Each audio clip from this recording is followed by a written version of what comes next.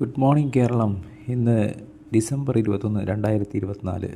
ഇന്നത്തെ പ്രധാന തലക്കെട്ടുകളിലൂടെ ഒരു തിരിഞ്ഞു നോട്ടം. പോകാം വാർത്തകളിലൂടെ. ഈ ചാനൽ നിങ്ങൾ ആദ്യമായി കാണുന്നതാണെങ്കിൽ ഒന്ന് സബ്സ്ക്രൈബ് ചെയ്ത് സപ്പോർട്ട് ചെയ്യണേ. ഓക്കെ, ഇന്ന് കേട്ടിരിക്കേണ്ട പ്രധാന തലക്കെട്ടുകളിലൂടെ മാത്രമാണ് ഇന്ന് കടന്നു പോകുന്നത്. ചാനൽ നിങ്ങൾക്ക് ഉപകാരപ്പെട്ടാൽ ലൈക്കും ഷെയറും ചെയ്യണേ. നിങ്ങളുടെ വിലയേറിയ കമൻറ്റുകൾ കീഴെ കമൻറ്റ് ബോക്സിൽ രേഖപ്പെടുത്തണമെന്ന് അപേക്ഷിക്കുന്നു. നിരാശാജനകമായ ഒരു വാർത്തയാണ്. MT ഗുരുതരാവസ്ഥയിൽ. മലയാളത്തിൻ്റെ പ്രിയ എഴുത്തുകാരൻ MT വാസുദേവൻ നായർക്കായി പ്രാർത്ഥനയോടെ നാട്. ഹൃദയസ്തംഭനത്തെ തുടർന്ന് കോഴിക്കോട് ബേബി മെമ്മോറിയൽ ആശുപത്രിയിൽ ICUവിൽ പ്രവേശിപ്പിച്ച MTയുടെ ആരോഗ്യനില അതിഗുരുതരമാണെന്ന് വെള്ളിയാഴ്ച രാവിലെ 11 മണിയോടെ മെഡിക്കൽ ബുള്ളറ്റിലൂടെ അറിയിച്ചു. വിദഗ്ധ ഡോക്ടർമാരുടെ പ്രത്യേക സംഘം അദ്ദേഹത്തെ നിരീക്ഷിക്കുന്നതായും വൈകിട്ട് ആരോഗ്യനില ഗുരുതരമായി തുടരുന്നതായും ബേബി മെമ്മോറിയൽ ആശുപത്രി ചെയർമാൻ ഡോക്ടർ KG അലക്സാണ്ടർ അറിയിച്ചു.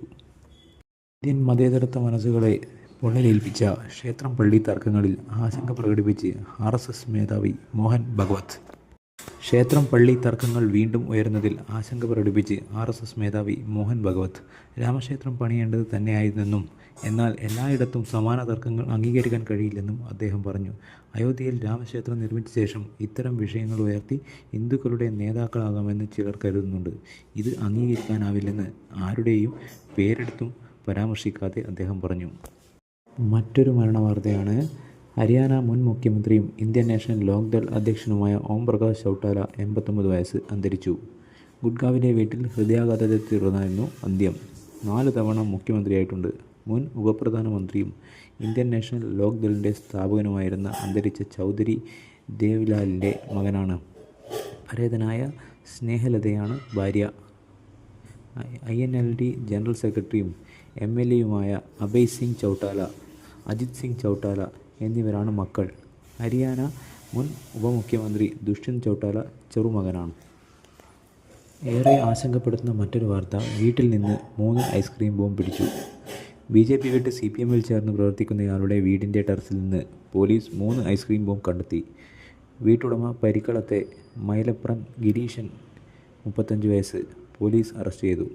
വെള്ളിയാഴ്ച രാവിലെ 9ഓടെ ഗിരീഷിൻ്റെ വീടിൻ്റെ സമീപത്ത് ഉഗ്രസ്ഫോടനം പ്രദേശവാസികൾ കേട്ടിരുന്നു. വീടിൻ്റെ പിൻഭാഗത്തായി സ്ഫോടനം നടന്നതിൻ്റെ ലക്ഷണങ്ങൾ ശ്രദ്ധയിൽപ്പെട്ടതിനെ തുടർന്നാണ് ഉളിക്കൽ ഇൻസ്പെക്ടർ അരുൺ ദാസിൻ്റെ നേതൃത്വത്തിൽ പോലീസ് ടെറസിൽ കയറി പരിശോധിച്ചത്. കണ്ണൂരിൽ നിന്ന് ബോംബ് സ്ക്വാഡും ഡോഗ് സ്ക്വാഡും സ്ഥലത്തെത്തി. വീടിൻ്റെ ടെറസിൽ നടത്തിയ പരിശോധനയിലാണ് 3 ഐസ്ക്രീം ബോംബ് കണ്ടെടുത്തത്. പെയിൻറ്റിൻ്റെ ബക്കറ്റിൽ മണൽ നിറച്ച് അതിന്മേൽ സൂക്ഷിച്ച നിലയിലായിരുന്നു ബോംബുകൾ. 3 ബക്കറ്റുകളിലായിരുന്നു ഓരോ ബോംബും. 4ാമത് ഒരു ബക്കറ്റ് ഉണ്ടെങ്കിലും ബോംബുണ്ടായിരുന്നില്ല. എന്നാൽ ബക്കറ്റിലെ മണലിൽ ബോംബ് വെച്ചതിൻ്റെ അടയാളവും കാണാനുണ്ട്. സജീവ BJP പ്രവർത്തകനായിരുന്ന ഗിരീഷ് കഴിഞ്ഞ വർഷമാണ് CPMൽ ചേർന്ന് പ്രവർത്തിക്കാൻ തുടങ്ങിയത്. ക്ഷേമ പെൻഷൻ തട്ടിപ്പുമായി വരുന്ന മറ്റൊരു വാർത്ത. അനധികൃതമായി ക്ഷേമ പെൻഷൻ വാങ്ങിയ പൊതുഭരണ വകുപ്പിലെ 6 ജീവനക്കാരെ പിരിച്ചുവിടാൻ additional chief secretary KR Jyothilal ശുപാർശ ചെയ്തു. മുഖ്യമന്ത്രിയാണ് ഇനി തീരുമാനിക്കേണ്ടത്. സെക്രട്ടേറിയറ്റിലെ പാർട്ട് ടൈം ഫുൾ ടൈം സ്വീപ്പർമാരാണ് 6 പേരും. മണ്ണ് സംരക്ഷണ വകുപ്പിലെ 6 ജീവനക്കാരെ കഴിഞ്ഞ ദിവസം സസ്പെൻഡ് ചെയ്തിരുന്നു. 1458 സർക്കാർ ജീവനക്കാർ ക്ഷേമ പെൻഷൻ വാങ്ങുന്നതായി കണ്ടെത്തിയിരുന്നു. ഇവരെക്കുറിച്ച് വകുപ്പുകൾ അന്വേഷിക്കുകയാണ്. 18% പലിശ ഉൾപ്പെടെ ഇവരിൽ നിന്ന് തുക തിരിച്ചു പിടിക്കാനും വകുപ്പുതല നടപടിയെടുക്കാനുമാണ് തീരുമാനം. സെക്രട്ടറിക്ക് N പ്രശാന്തിൻ്റെ വക്കീൽ notice. Additional chief secretary doctor ജയതിലകനെ അവഹേളിച്ചതിന് സസ്പെൻഷനിലായ IAS ഉദ്യോഗസ്ഥൻ N Prashanth chief secretary Sharada മുരളീധരനെതിരെ വക്കീൽ നോട്ടീസ് അയച്ചു. ആദ്യമായാണ് ഒരു IAS ഉദ്യോഗസ്ഥൻ ചീഫ് സെക്രട്ടറിക്കും മറ്റ് സിവിൽ സർവീസ് ഉദ്യോഗസ്ഥർക്കുമെതിരെ നിയമ നടപടിക്ക് ഒരുങ്ങുന്നത്. തനിക്കെതിരെ ജയതിലകും പട്ടികജാതി വർഗ വകുപ്പിൻ്റെ ഉന്നതി പദ്ധതിയിലെ മുൻ CEO ഗോപാലകൃഷ്ണനും നടത്തിയ നിയമവിരുദ്ധ പ്രവർത്തനങ്ങളെക്കുറിച്ച് അറിയിച്ചിട്ടും നടപടി എടുത്തില്ലെന്നാണ് ചീഫ് സെക്രട്ടറിക്കെതിരെയുള്ള പ്രശാന്തിൻ്റെ ആരോപണം. ബന്ദിപ്പൂർ തുരങ്കപാതയുമായി ബന്ധപ്പെട്ട് രാഹുൽ ഗാന്ധിയുടെ ഇടപെടലിനെക്കുറിച്ചുള്ള മറ്റൊരു വാർത്ത വരുന്നത്. ദേശീയപാതയിലെ രാത്രിയാത്രാ നിരോധനം പരിഹരിക്കാൻ ബന്ദിപ്പൂരിൽ തുരങ്കപാത നിർമ്മിക്കാൻ പ്രതിപക്ഷ നേതാവ് രാഹുൽ ഗാന്ധി പലതവണ ഇടപെട്ടു.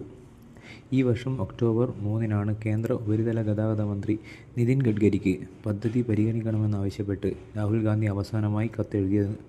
ദേശീയപാത തുരങ്കപാതയായി നിർമ്മിക്കുന്നതിനോടൊപ്പം നിലമ്പൂർ നഞ്ചങ്കോട് നിർദ്ദിഷ്ട റെയിൽപാതയ്ക്ക് തുരങ്കം അനുവദിക്കണമെന്നും രാഹുൽ ഗാന്ധി ആവശ്യപ്പെട്ടിട്ടുണ്ട്. മുത്തങ്ങ വഴിയുള്ള രാത്രിയാത്രാ നിരോധനം പരിഹരിക്കാൻ ബന്ദിപ്പൂർ വനമേഖലയിലൂടെ 6 വരി തുരങ്കപാത നിർമ്മിക്കാൻ വിശദ പദ്ധതിരേഖ തയ്യാറാക്കാൻ കഴിഞ്ഞ ദിവസം കേന്ദ്ര ഗതാഗത മന്ത്രാലയം നിർദ്ദേശിച്ചിരുന്നു. 25 കിലോമീറ്ററിലാണ് തുരങ്കപാത പരിഗണിക്കുന്നത്. പ്രധാനമന്ത്രി ഇന്ന് കുവൈത്തിൽ. പ്രധാനമന്ത്രി നരേന്ദ്രമോദിയുടെ 2 ദിവസത്തെ കുവൈത്ത് സന്ദർശനം ശനിയാഴ്ച തുടങ്ങും. 43 വർഷത്തിന് ശേഷമാണ് ഒരു ഇന്ത്യൻ പ്രധാനമന്ത്രി കുവൈത്ത് സന്ദർശിക്കുന്നത്. ഉഭയകക്ഷി ചർച്ചകൾക്ക് പുറമെ കുവൈത്തിലെ ഇന്ത്യൻ സമൂഹവുമായി മോദി കൂടിക്കാഴ്ച നടത്തും. ശനിയാഴ്ച കുവൈത്തിലെ ഗൾഫ് സ്പീക്ക് ലേബർ ക്യാമ്പ് സന്ദർശിച്ച് മലയാളികളടക്കമുള്ള തൊഴിലാളികളുമായി പ്രധാനമന്ത്രി സംവദിക്കും. ഇന്ത്യ കുവൈത്ത് ബന്ധം കൂടുതൽ ശക്തമാകുമെന്ന് വിദേശകാര്യ മന്ത്രാലയത്തിലെ ഗൾഫ് വിഭാഗത്തിൻ്റെ സെക്രട്ടറി അരുൺ കുമാർ ചാറ്റർജി പറഞ്ഞു. ഒറ്റ തെരഞ്ഞെടുപ്പ് ബിൽ JPCക്ക്. ഒരു രാജ്യം ഒറ്റ തെരഞ്ഞെടുപ്പ് ബിൽ വിശദ പരിശോധനയ്ക്കായി സംയുക്ത പാർലമെൻ്ററി സമിതിക്ക് വിട്ടു. ഇരുസഭകളിൽ നിന്നുമായി സമിതികളിൽ 39 അംഗങ്ങളാണുള്ളത്. കേരളത്തിൽ നിന്നുള്ള പ്രിയങ്ക ഗാന്ധിക്ക് പുറമെ CPM നേതാവ് K രാധാകൃഷ്ണനും അംഗമാണ്. ഇതു സംബന്ധിച്ച പ്രമേയം ലോക്സഭയിൽ കേന്ദ്ര നിയമമന്ത്രി അർജുൻ മേഘ്വാൾ അവതരിപ്പിച്ചു. കേരളത്തിൻ്റെ അന്താരാഷ്ട്ര ചലച്ചിത്രമേളയിൽ സുവർണ്ണ ചകോരം നേടി ബ്രസീലിയൻ ചിത്രം മലു. പ്രൗഢഗംഭീരമായ സമാപന ചടങ്ങിൽ 25 ലക്ഷം രൂപയുടെ പുരസ്കാരം മുഖ്യമന്ത്രി പിണറായി വിജയനിൽ നിന്ന് സംവിധായകൻ പ്രോഡോ ഫ്രയർ ഏറ്റുവാങ്ങി. ഫാസിൽ മുഹമ്മദ് സംവിധാനം ചെയ്ത മലയാള ചിത്രം ഫെമിനിച്ചി ഫാത്തിമ വിവിധ വിഭാഗങ്ങളിലെ 5 പുരസ്കാരങ്ങൾ നേടി. മേളയുടെ പ്രിയ ചിത്രമായി IFFKയുടെ സ്പിരിറ്റ് ഓഫ് സിനിമ പുരസ്കാരം ഓൾ വി ഇമാജിൻ ആസ് ലൈറ്റിൻ്റെ സംവിധായകൻ പായൽ കപാഡിയയ്ക്ക് സമ്മാനിച്ചു. മികച്ച ദൃശ്യമാധ്യമ റിപ്പോർട്ടിങ്ങിനുള്ള പുരസ്കാരം Mathrubhumi news reporter Rahul G Nath ഏറ്റുവാങ്ങി. യുടെ താങ്ങുവില 422 രൂപ കൂട്ടി. കാർഷികോൽപ്പന്നങ്ങളുടെ വില നിശ്ചയിക്കുന്ന കമ്മീഷൻ CACP ശുപാർശ പ്രകാരം അടുത്ത വർഷത്തെ കൊപ്രയ്ക്കുള്ള താങ്ങുവില അംഗീകരിച്ച് കേന്ദ്രമന്ത്രിസഭ. 855 കോടി രൂപയും വകയിരുത്തി. കിൻഡലിന് മിൽ കൊപ്രയ്ക്ക് 422 രൂപയും ഉണ്ടക്കൊപ്രയ്ക്ക് 100 രൂപയും അധികമായാണ് വകയിരുത്തിയതെന്ന് മന്ത്രി അശ്വനി വൈഷ്ണവ് അറിയിച്ചു. ഇതോടെ മിൽ കൊപ്രയ്ക്ക് കിൻഡലിന് 11,582 രൂപയും ഉണ്ടക്കൊപ്രയ്ക്ക് 12,100 രൂപയും ആയി. മലയാളികളുടെ അടുക്കള ചെലവ് കീശ കീറും എന്ന് തന്നെയാണ് വാർത്തകൾ സൂചിപ്പിക്കുന്നത്. പയറിനും ബീൻസിനും 100 രൂപ കടന്നു. മുരിങ്ങയ്ക്ക് വില 300-ലേക്ക് ഇറങ്ങി. പച്ചക്കറി വില വീണ്ടും കുതിക്കുന്നു. 60 രൂപയുണ്ടായിരുന്ന പയറിന് 2 ദിവസം കൊണ്ട് 100-ലെത്തിയപ്പോൾ 70 രൂപയുണ്ടായിരുന്ന ബീൻസ് 110-ലെത്തി. വെണ്ട 60, വെള്ളരി 34, കോവയ്ക്ക 70, നരമ്പൻ 70, കയ്പക്ക 70 എന്നിങ്ങനെയാണ് വില. മിക്കവാറും ഇനങ്ങൾക്ക് 10 രൂപ മുതൽ 15 രൂപ വരെ വില കൂടി.